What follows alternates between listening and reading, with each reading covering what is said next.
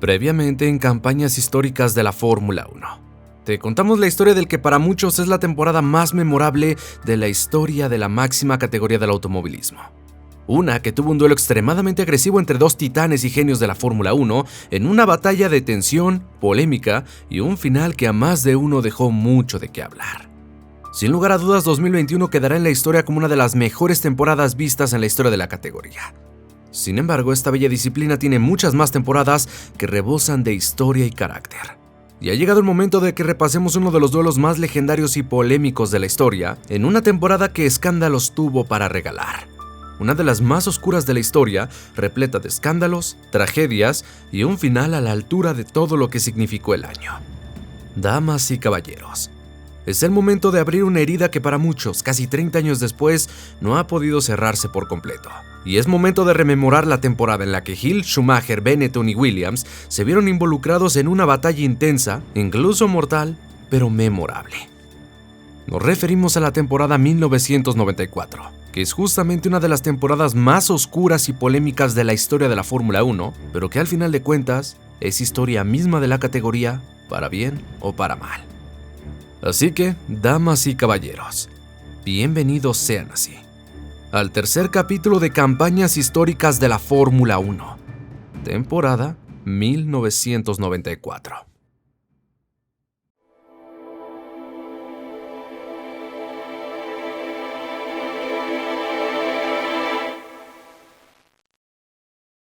La temporada 1994 significó en su momento una temporada repleta de escenarios que pocos habían previsto. Una temporada que en un primer plano parecía que se trataría de una más del Gran Circo y que para bien o para mal resultó convertirse en una de las campañas más oscuras, manchadas por la tragedia, las polémicas y demás escenarios que culminaron en lo que hoy es una temporada histórica. Como antecedente al duelo que se presenta en 1994, el primer protagonista de esta historia se llama Williams Fórmula 1. Un equipo con pedigrí de ganador en aquel entonces, campeón en 6 ocasiones de constructores y 5 de pilotos desde 1980. Williams desde 1992 dominaba la Fórmula 1, gracias al desarrollo de tecnologías innovadoras en aquel entonces. Ayudas electrónicas que hacían a su monoplaza totalmente imbatible por autos que no las tuvieran y que resultaron en ser un dominio aplastante. Para que se den una idea, simplemente el auto de 1992 tenía un sistema de control de tracción, frenos antibloqueo, suspensión activa, transmisión semiautomática, resortes neumáticos y más elementos que volvían la conducción mucho más rápida, eficaz y sencilla, agarrando a muchos rivales con los pantalones abajo. Y este desarrollo había acabado con el dominio de McLaren, que desde 1988 acaparaban los éxitos en la Fórmula 1 y en especial a Ayrton Senna, que había conseguido 3 títulos en esos 4 años de dominio.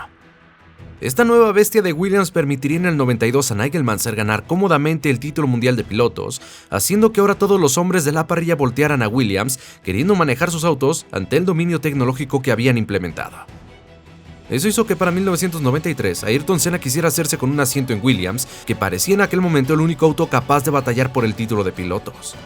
Sin embargo, en ese año Williams fichó al 3 veces campeón del mundo, Alain Prost, y este en su contrato puso una cláusula muy clara donde bajo ningún concepto quería ser de nuevo compañero de equipo de Ayrton Senna.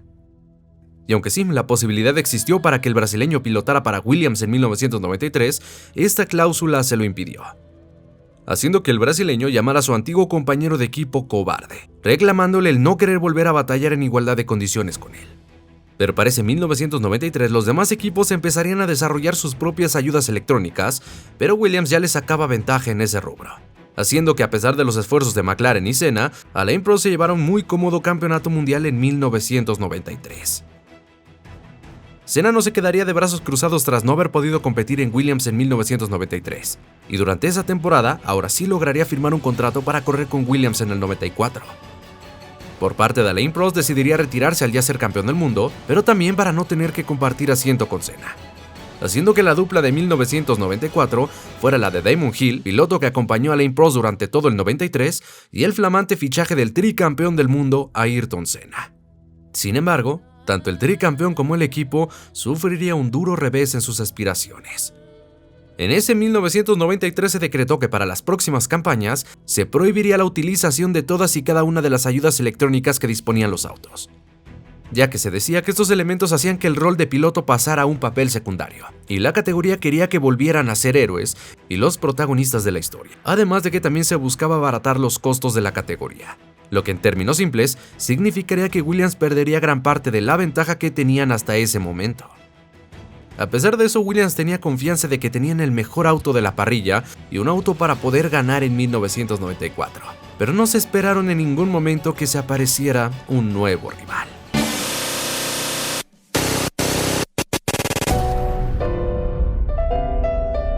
El equipo Benetton, un equipo británico que durante su estancia en la Fórmula 1 desde 1986 habían dado buenos resultados, pero siempre lejos de la contienda por el título. Hasta que llegó ese 1994 y con la prohibición de las ayudas electrónicas lograron desarrollar un auto ligero, ágil y rápido que las manos adecuadas era una potencial arma de éxito. Y esas manos adecuadas eran nada más y nada menos que las de Michael Schumacher, un piloto que hasta ese entonces tenía poca experiencia en la Fórmula 1, pero muchísimo talento. Era el joven más ambicioso, hábil y rápido de la parrilla, destacando muchísimo sobre otros jóvenes de su generación. Y, a pesar de que la pretemporada de 1994 marcaba una tendencia que Williams tendría de nuevo el auto más rápido y que sería difícil vencerlos, este equipo pronto les demostraría que llegaron para pelear. Y con los autos, equipos y pilotos en dirección a Interlagos en Brasil, marcaría el inicio de la que parecía sería el nacimiento de una rivalidad. Una batalla de honor y gloria que en muy pocas carreras se transformaría en una de las historias más oscuras de la Fórmula 1. Así que, damas y caballeros, demos comienzo hacia la temporada 1994 de Fórmula 1 en el mítico circuito paulista de Interlagos. Por primera vez desde 1989 y desde que Sao Paulo había retomado el ser la sede de un gran premio de Fórmula 1, Interlagos sería la encargada de levantar el telón de una temporada, con todos teniendo a Williams en el punto de mira, ya que el héroe local, Ayrton Senna, tendría una nueva oportunidad de ganar ante su público, que sería una muy buena manera de iniciar el año. Pero también, todos se preguntaban cómo estaría Williams tras haberles privado de esas ayudas electrónicas con las que dominaron tanto anteriormente. Para deleite de su público, el brasileño sería con la pole position, ilusionando a toda la torcida brasileña. Michael Schumacher y su Benetton terminarían en la segunda posición, lo que hacía pensar a muchos que esto iba a ser un paseo para Senna. Pero durante la carrera, rápidamente se darían cuenta que justamente esa carrera y ese mundial no iban a ser tan sencillos como ellos pensaban. Senna logra defender la pole position en contra de Schumacher, que fue adelantado por la Ferrari de Gerhard Berger, poniendo un poco de tierra entre ambos. Pero rápidamente Schumacher empezaría a presionar duro al piloto de Ferrari y un par de vueltas después logra adelantar a Berger para ponerse segundo e ir a por Ayrton Senna. Para este punto el de Williams había logrado sacar una buena ventaja, pero sorpresivamente, Schumacher empezaba a girar más rápido en el circuito y de a poco le estaba descontando tiempo yendo progresivamente más rápido, tomando totalmente por sorpresa a Williams. Tras algunas vueltas el alemán se había pegado al auto de Ayrton Senna y ambos entrarían a boxes en esa misma vuelta para repostar y cambiar de neumáticos. Porque, no lo explicamos, pero tras 10 años, la recarga de combustible había regresado a la Fórmula 1. La primera batalla de estos dos se daría en boxes, y ambos equipos tendrían que ser excesivamente veloces para vencer al otro. Y al menos en este rubro el trabajo de Benetton fue el mejor, y vencieron a Williams y a Senna tomando el liderato del Gran Premio. Por obvias razones Senna no quería dejar ir la victoria en su tierra, pero el ritmo del piloto alemán estaba siendo endiablado trabajando muy bien con aire limpio en la punta, haciendo que Senna buscara el límite en cada curva, tratando de recuperar el tiempo y tratando de recuperar la primera posición. Mientras dicha cacería sucedía, también un durísimo accidente de George Verstappen involucrando a 4 pilotos, que sí, paralizaría de un susto enorme a la gente durante la carrera, afortunadamente sin consecuencias. Martin Brundle de hecho tuvo bastante suerte con este incidente, porque una llanta del auto de Verstappen le rozó la parte lateral de la cabeza, donde unos centímetros más hubiese causado una enorme tragedia. Como dije, afortunadamente no hubo consecuencias, haciendo que la batalla continuara según su curso. Y llegada la segunda ronda de detenciones a boxes, Senna es el primero en detenerse, pero de nueva cuenta, cuando el equipo Benetton detiene a Schumacher es un segundo más rápido que la detención del equipo Williams, haciendo que si Senna quería ganar tuviera que hacerlo totalmente en la pista. Por tanto, el brasileño volvería a volar tratando de ganar en casa yendo al límite en cada curva, hasta que en la vuelta 55, un error lo alejaría de tal posibilidad. En la persecución tratando de cerrar la brecha con Schumacher, el local comete un error en la curva de Junção, su motor se detiene y al no poderlo echar a andar, lamentablemente termina abandonando la competencia, sirviéndole en bandeja de plata la victoria a Michael Schumacher en tierra del enemigo. El alemán golpeó primero en casa de la superestrella, con un Senna y una Williams que se habían dado cuenta que ese año no sería un paseo para ellos, y parecía que pronto nacería una rivalidad que podría ponerse a la altura de lo que fue el Senna vs Prost.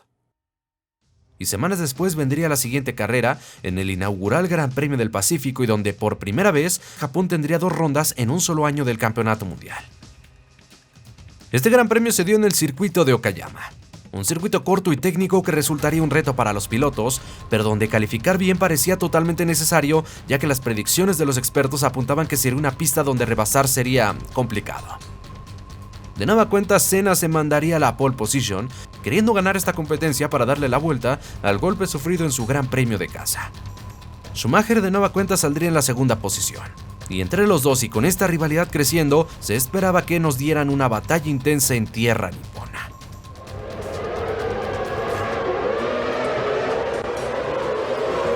Schumacher hace una salida increíble y vence a Senna, que rápidamente es embestido por Mika Häkkinen y su McLaren, dejándolo fuera de combate y de nuevo, sin unidades, viendo cómo Schumacher de nuevo caminaba a la victoria sin que alguien siquiera se le pudiera oponer. Por lo tanto, lamentablemente, no hubo batalla entre Schumacher y Senna, ya que el brasileño tuvo que abandonar inmediatamente a la arrancada. Pero aquí también nacería una de las primeras grandes polémicas del año. Tras el accidente, Senna al bajarse del auto, se quedó a ver a los toros desde la barrera, inspeccionando el auto de Schumacher, ya que el brasileño creía que este equipo estaba utilizando algún tipo de ayuda electrónica. Senna se quedó un rato pacientemente esperando, y después de un rato de escuchar al auto, llegó a la conclusión de que por el sonido podía confirmar la presencia de estas ayudas en el auto de Michael Schumacher, pidiendo a Williams que protestaran ante la FIA. Otros equipos de hecho también sospechaban de eso y solicitaron a la FIA que revisaran el auto de Benetton. De hecho, también se acusaba a Benetton de tener algún tipo de mecanismo o sistema que ayudara a realizar las paradas a boxes más rápidas que sus rivales. Por si fuera poco, durante ese fin de semana del Gran Premio del Pacífico, el piloto de Ferrari, Nicola Larini, llegó a declarar que Ferrari estaba usando un control de tracción. Y aunque el propio Larini y Ferrari lo negaron, esto generó el revuelo necesario para que la FIA tomara cartas en el asunto en busca de saber si estos equipos estaban usando ayudas electrónicas y eliminarlas y castigarlas por ello. Y parecía que este sería el gran escándalo del 94. Además de que se estaba cocinando la que pintaba para ser una enorme rivalidad entre Ayrton Senna, el experimentado y hábil tricampeón, y Schumacher, el joven prodigio rebosante de talento. La expectativa estaba por los cielos, sin que el mundo de la Fórmula 1 siquiera se imaginara lo que iba a terminar sucediendo unas semanas después, en el considerado fin de semana más trágico y oscuro de la historia de la Fórmula 1. El viernes 29 de abril era la fecha en la que se daría comienzo el Gran Premio de San Marino en el mítico circuito Enzo Edino Ferrari en Imola, Italia. Un fin de semana esperado por los fans en un circuito que rebosa historia, en medio de una naciente rivalidad y con la polémica servida con el tema de las ayudas electrónicas en boca de todos. Un fin de semana importante que rápidamente empezaría a tornarse en tragedia. El auto que acaban de ver volando es el Jordan Hart de Rubens Barrichello, que tras perder el control del auto, ha salido volando en la variante Basa a 225 km/h golpeando violentamente el muro. Las imágenes fueron sencillamente escalofriantes, pero afortunadamente los servicios de seguridad, comisarios de pista y el servicio médico del circuito lograron hacer un trabajo perfecto para salvarle la vida, y de ese violento accidente, el piloto solo resultó con la nariz rota y una costilla dislocada. Pero de hecho, el propio Barrichello llegó a declarar que estuvo muerto por unos instantes. La cosa es que antes de comenzar la temporada, los equipos y algunos pilotos ya habían señalado que al haber quitado las ayudas electrónicas de estos autos sin reducir la velocidad de los mismos, era una bomba de tiempo que tarde o temprano iba a causar un gravísimo accidente. Pero también, el que Barrichello haya salido ileso de un accidente tan violento había dejado una sensación de tranquilidad entre los pilotos del paddock, ya que ver a un piloto vivo salir de una colisión así hacía que sus compañeros se sintieran más seguros manejando estos autos. y entre muchos comentaban que había una sensación de optimismo en el aire. Solo que nadie se imaginaba lo que sucedería un día después. Esta vez la suerte no estaría del lado de la Fórmula 1. Y en un accidente absolutamente escalofriante, el piloto del equipo Simtek, Roland Ratzenberger de Austria, golpearía el muro de la curva Villeneuve a más de 300 km/h. En el accidente previamente al golpe, el piloto tuvo un pequeño contratiempo que parece ser dañó su alerón delantero, y esto, según reportes, indican que a la aproximación a la curva, el alerón delantero se desprendió y con ello no pudo controlar el auto en una curva de tal velocidad, golpeando el muro en un impacto cuya fuerza fue registrada en 500 Gs, la más alta de la historia de la Fórmula 1. Lamentablemente, el piloto murió en ese instante. De hecho, tuvo 3 lesiones mortales, aunque la causa oficial de la muerte fue una fractura en la base del cráneo. También sufrió un traumatismo contundente al haber sido golpeado con una rueda y una rotura de aorta, por lo que el miedo de muchos se había hecho realidad y por primera vez desde 1982 había sucedido un accidente mortal en la categoría. Con este accidente, bajo el amparo de las leyes italianas, se debió de cancelar aquel Gran Premio de San Marino. Pero la Fórmula 1 es un negocio, ¿no? Un accidente, por más violento y aparatoso, no podía provocar la cancelación de la carrera en aquel entonces. O eso es lo que pensaban los máximos dirigentes. Para zafarse de cualquier intento legal para que la carrera fuera cancelada, lograron argumentar que Roland fue declarado muerto en el hospital. Con esto la organización pudo probar, entre comillas, que su muerte no fue en la carrera sino en el hospital, y con ello podrían brincar esta ley italiana. Algo que, en mi cabeza, no tiene ningún tipo de sentido, pero que legalmente protegía a la Fórmula 1 para poder seguir con el evento. Tal decisión había protegido los intereses de la Fórmula 1, pero pronto se darían cuenta que haber hecho eso fue el peor error que podrían haber cometido. A pesar de todo, el show tuvo que continuar, y Senna logró marcarse la pole position y saldría en el primer cajón para alargar este Gran Premio de San Marino, con Schumacher de nuevo en la segunda posición, y donde, a pesar de la tragedia, ambos pilotos iban a luchar por conseguir la victoria. Los autos se formaron para, de manera normal, largar el Gran Premio del domingo. Hubo homenajes a Ratzenberger, pero la sensación general es que todos querían que este Gran Premio simplemente terminara. Pero la carrera debía de comenzar, y esto haría que pronto la Fórmula 1 entrara en uno de los escándalos más grandes que haya experimentado nunca en su vida. Nada más al comenzar la carrera, un accidente serio. El piloto JJ Leto se quedó parado en pista y fue colisionado por el piloto portugués Pedro Lamy, causando la aparición del sistema de seguridad de 1994 llamado Safety Car. Y el safety se mantendría en la pista durante 5 vueltas para ralentizar a los autos y retirar los autos accidentados. Al reinicio, la batalla volvía a tomar forma, cuando el piloto alemán empezaría a presionar fuertemente al brasileño. Pero al llegar a la curva de Tamburello, el momento que cambiaría la Fórmula 1 para siempre.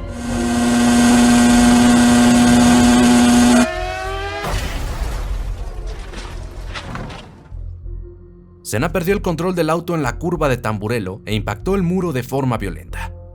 Pero a pesar de que no pareció un accidente mucho más aparatoso que otros que habían sucedido anteriormente en esa curva, el problema es que Senna no se movía y no reaccionaba.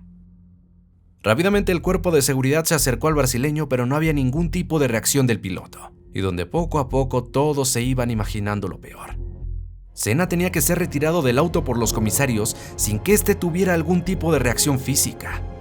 Tomas aéreas y tomas del circuito solo hacían más escalofriante lo que estaba sucediendo y haciendo que todos temieran lo peor. Senna tuvo que ser trasladado en helicóptero hasta el hospital, pero la Fórmula 1 decidió que no se le informaría a nadie del estado de salud de Senna, y donde tras la bandera roja para tratar de auxiliar al piloto, la carrera se iba a reanudar igualmente. En el reinicio del Gran Premio, Schumacher tuvo algunas complicaciones y Berger pudo tomar el liderato, aunque lo perdió eventualmente después.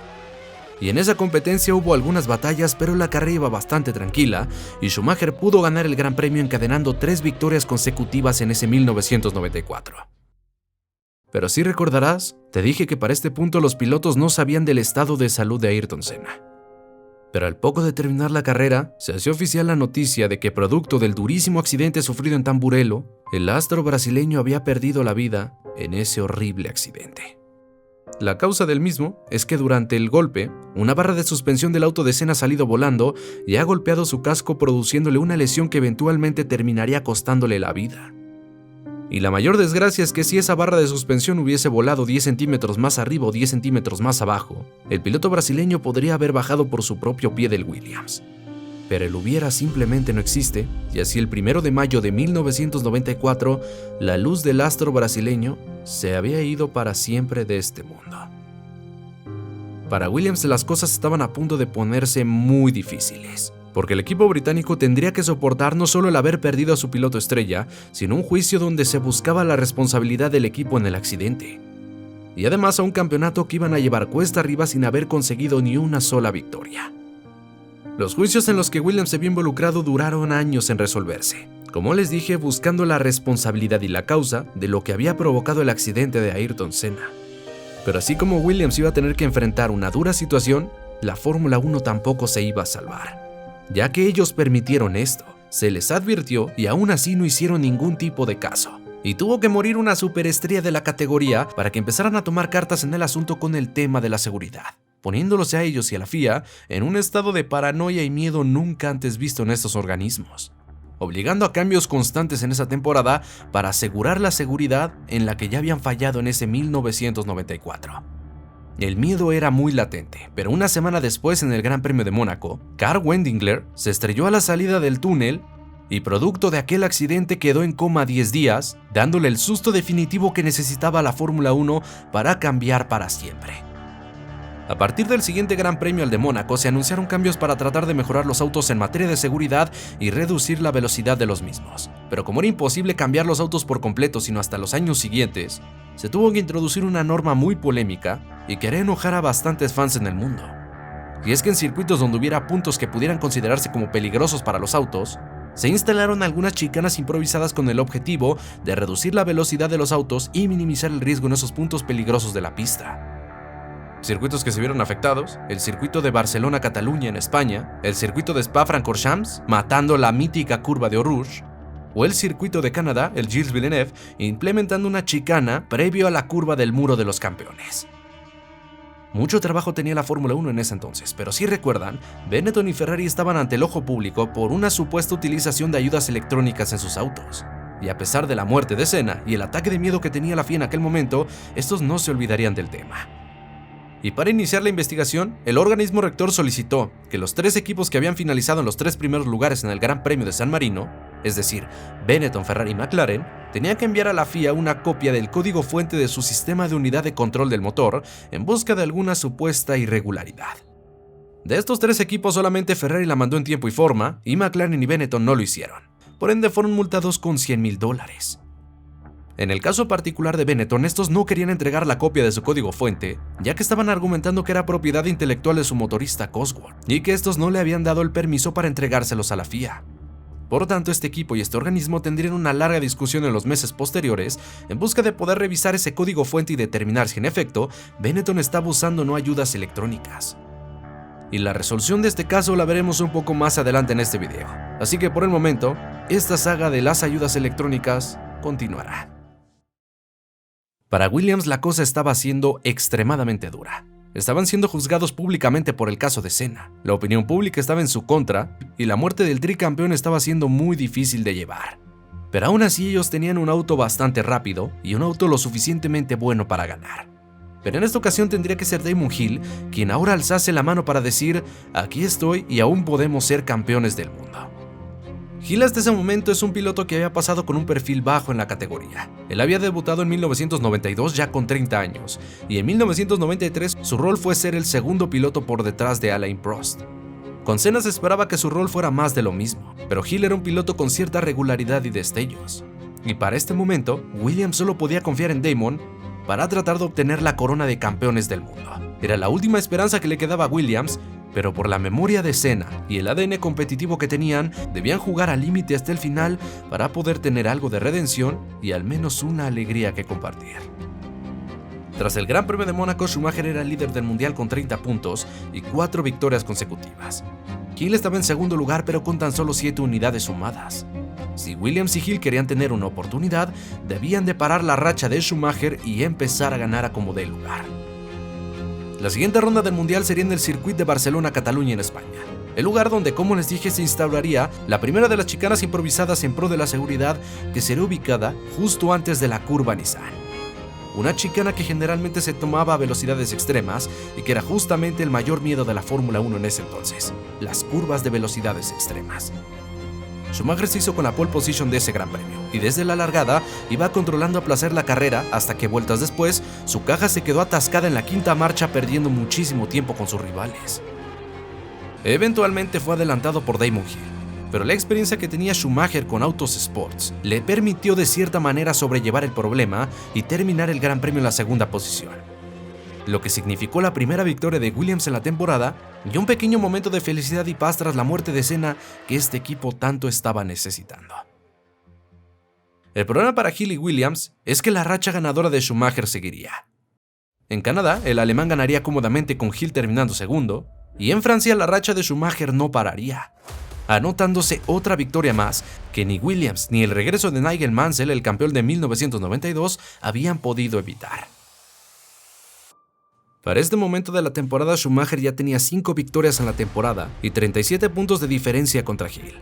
Él tenía 67 unidades en contra de los 29 puntos del británico, lo que hacía que para este punto el mundial se estuviera convirtiendo en una auténtica pesadilla tanto para Hill como para Williams. No se veía por dónde los de Gros pudieran pararle los pies a Benetton y a Schumacher, que parecía que simplemente estaban caminando con rumbo al título del 94.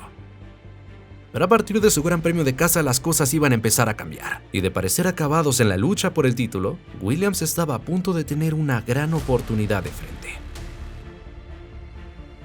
El fin de semana del 8 al 10 de julio sería la fecha marcada en el calendario para la celebración del Gran Premio de Gran Bretaña. Benetton y Williams corrían en casa al ser equipos británicos, pero la presión estaba del lado del garage de Gros. Ellos tenían que darle la vuelta al mundial a como diera lugar. Tenían que defender los campeonatos que al menos hasta ese momento se les estaban escapando. Lo que hacía que, estando a punto de llegar al ecuador de la temporada para ellos, este fuera su momento de todo o nada. Desde la calificación se veía venir una batalla vibrante. Tanto Hill como Schumacher e incluso Berger se darían un precioso enfrentamiento en esta prueba clasificatoria donde los tres estaban muy cerca el uno del otro. Pero al final sería el de casa, el local Damon Hill, quien sería con la pole position para alargar el Gran Premio de Gran Bretaña. Hill sabía que él y Williams necesitaban ganar ese gran premio. Por otro lado, Schumacher quería asestar un golpe que resultara una estocada casi mortal en la lucha por el título, lo que daría comienzo a un Gran Premio de Gran Bretaña donde, sin saber, a Schumacher pronto la suerte se le iba a poner totalmente en contra.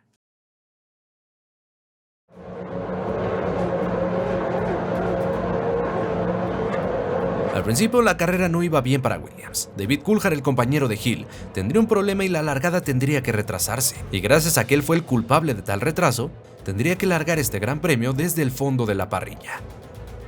Después de esta pequeña interrupción, los autos se formarían en la grilla de salida y era momento de dar comienzo al Gran Premio de Gran Bretaña.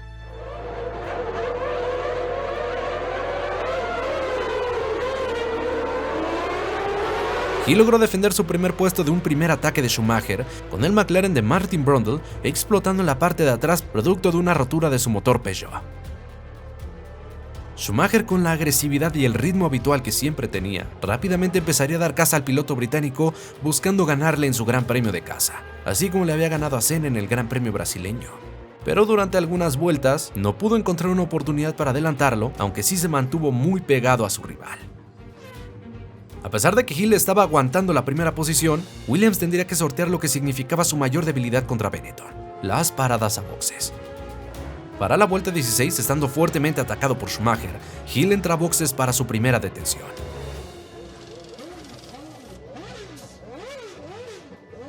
Y una vuelta después sería Schumacher quien hace su parada, una bastante rápida de 7.5 segundos, donde al salir de boxes vencería muy cómodamente a Damon Hill y tomaría la punta del Gran Premio. Esto era durísimo para el piloto de casa, porque ahora, conociendo el ritmo habitual del Benetton, Schumacher podría controlar la carrera sin ningún tipo de problema. Solamente que el alemán se iba a llevar en pocos instantes un cubetazo de agua fría, ya que dirección de carrera le comunicaba a Benetton que Schumacher tendría que cumplir con un stop and go porque en la vuelta de formación había adelantado a Damon Hill, cosa que por reglamento no está permitido. Schumacher tenía que cumplir con esa sanción en las vueltas posteriores, pero el equipo le pidió no hacerlo porque iban a debatir con la FIA la sanción. Y al no haber cumplido con dicho castigo, eventualmente Schumacher recibiría una bandera negra. El problema es que Schumacher tampoco la respetó, y la ignoró por unas vueltas mientras su equipo intentaba convencer a la FIA de que el que no cumpliera la sanción había sido un malentendido solamente al no ser informados adecuadamente de la sanción. La FIA por ende terminó retirándole la bandera negra y Schumacher entró a boxes a realizar su stop and go. Con ello, Hill pudo recuperar el liderato de una carrera que parecía tirada a la basura tras el pit stop. Lamentablemente para Schumacher ya para este punto tenía la carrera perdida, y Hill logró llevar su Williams hasta el final de la última vuelta, cruzar la meta con la bandera a cuadros ondeando y con ello ganar este gran premio ante todo su público.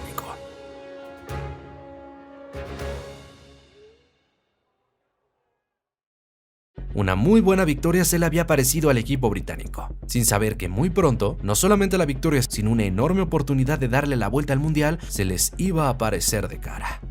Tras el Gran Premio, la FIA decidió investigar el actuar de Benetton y Schumacher con respecto a las sanciones y al no cumplimiento de las mismas por parte del equipo. Michael y Benetton fueron sancionados con $25,000 por violar el reglamento deportivo, pero la mayor amenaza que tenían en ese momento es que la FIA estaba sopesando seriamente el descalificarlos de ese Gran Premio. Benetton, encabezados por Joan Villadelprat, el director deportivo del equipo, trataron de defender su actuar diciendo que fueron notificados 15 minutos después de lo que estima el reglamento después de que sucedió la acción, sino que fueron notificados 27 minutos después y que ello iba en contra del reglamento deportivo. Esa fue la defensa que utilizaron, y tanto Schumacher como Benetton fueron citados a la reunión del Consejo Mundial del Deporte Motor el 26 de julio de aquel año para discutir el asunto de la bandera negra, y en ella se confirmó el peor escenario para Benetton. Schumacher sería descalificado y además de esto, se enfrentaría a una exclusión de otras 2 carreras y a una multa de $500,000 por ignorar a los comisarios en aquella carrera.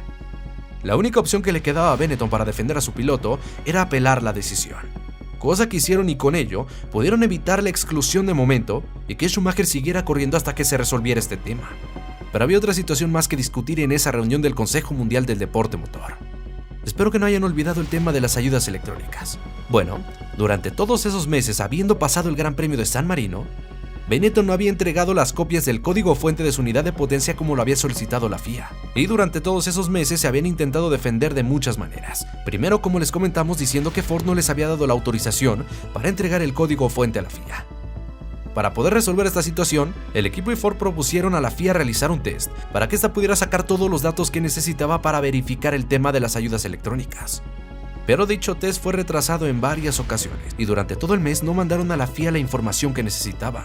De hecho, en el Gran Premio de Francia el escándalo había vuelto a encenderse, ya que en la largada de la carrera, Schumacher había adelantado a Hill y a Mansell con una extrema facilidad en la cual sus rivales volvieron a sospechar que el Benetton tuviera algún tipo de sistema de control de lanzamiento. Un sistema de embrague y marchas automatizadas que permite que en el inicio de una competencia el auto siga un patrón automático para asegurar mayor tracción y velocidad al momento en el que las luces del semáforo se ponen en verde, otorgando así una ventaja en las arrancadas a su poseedor. Esto hizo que los demás equipos presionaran con mucha más fuerza a la FIA en busca de respuestas, por lo que a la FIA no le quedó de otra más que exigir a Benetton que le entregaran los resultados del test para su análisis. Hasta julio de ese 1994 fue que el test se realizó y los datos fueron entregados a la empresa Liverpool Data Research Associated, o LDRA, una empresa de análisis de software que revisaría los resultados de dicho test. La cosa es que esta prueba no arrojaba la información completa que necesitaba la FIA, y para que la LDRA pudiera obtener toda esta información seguía requiriendo el código fuente para poder culminar con la investigación. Ante esto, la FIA decidió darle a Benetton un ultimátum: o enviaban el código fuente o serían descalificados de la temporada. Por lo cual a Benetton no le quedó de otra más que recibir a la FIA en sus instalaciones para que realizaran las pruebas que consideraran pertinentes. Tras la investigación, la FIA tendría la información completa y se confirmó lo que muchos sospechaban. La investigación de la LDRA confirmó la presencia de un sistema de control de lanzamiento y control de tracción en el monoplaza B194. Pero acceder a este sistema no era sencillo. Para ello era necesario conectar una computadora y al momento de desplegarse un menú de opciones, seleccionar una opción 13 llamada control de lanzamiento. Y para hacer esto un poquito más turbio, dicho menú solo desplegaba 10 opciones, por lo que la opción 13 estaba escondida. Y activando esta opción con la computadora y ejecutando una serie de comandos con el volante y la pedalería del auto, era posible activar este sistema de control de tracción y control de lanzamiento. Por lo tanto, Benetton estaba ante un serio riesgo de ser descalificados de todas las competencias. pero cuando parecía que la FIA los tenía atrapados, serían ellos los que terminarían pegándole un baile morboso a la FIA. Benetton logró argumentar que dicho sistema solo era utilizado en pruebas y que fue configurado de esa manera para evitar que alguien pudiera activarlo. La FIA evidentemente no les creyó, pero aquí es donde Benetton logra salirse con la suya. Porque a pesar de que estaba prohibida la utilización de ayudas electrónicas, en ninguna parte del reglamento estipulaba que los autos no podían tenerlas instaladas. Y no había manera alguna de comprobar que dichas ayudas habían sido activadas durante las carreras. Así que por más que la FIA sospechara y no creyera en las palabras de Benetton, no había manera de probar su ilegalidad, técnicamente no habían violado el reglamento y con ello evitaron ser descalificados. Si este argumento era cierto no es algo que realmente nunca sabremos. Lo que es evidente es que Benetton había salido bien librada de esta investigación. Pero la segunda mitad del año sería un camino tortuoso, donde las polémicas estaban lejos de terminarse, y Williams y Benetton estaban a punto de enfrascarse en una segunda mitad de temporada, todavía más intensa, todavía más polémica y totalmente abierta para ambos.